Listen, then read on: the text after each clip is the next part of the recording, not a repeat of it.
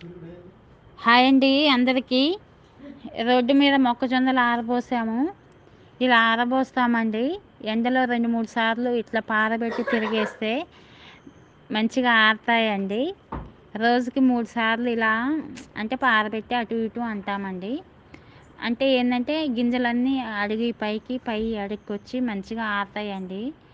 ఇదంతా చూడండి, ఇక్కడ నుంచి అక్కడ దాకా పలసంగా ఆరబోసాము.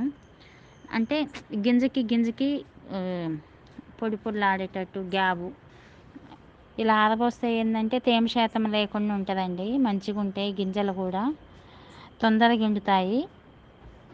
అంటే కాటాలు తొందరగా వేస్తుందండి. మంచిగా ఎండితే మార్కెట్కు మంచిగా సేల్ అవుతాయి.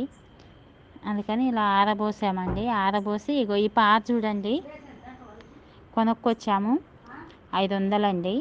దీంతో మంచిగా తిరిగేస్తున్నామండి. మంచిగా అంటే పార పెట్టి తిరిగేస్తాం అన్నట్టు. నడుములు బాగా నొప్పులు లేస్తాయి, లేకుంటే మొక్కజొన్నలు అటు పోసి ఇటు పోసి తిరిగేయటానికైతే ఈ పార మంచిగా యూజ్ అవుతుందండి. ఇలా రోడ్డు మీద ఆరబోసాము. రోడ్డు అంతా నీట్గా ఊడిసి ఆరబోసామండి టాటర్తో తీసుకొచ్చి.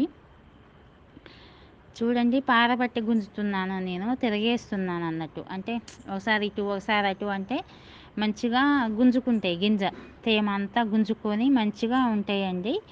ఆరినట్టు దగ్గరికి వేస్తాం మళ్ళీ. చూడండి, పారబట్టి గుంజుతున్నాను.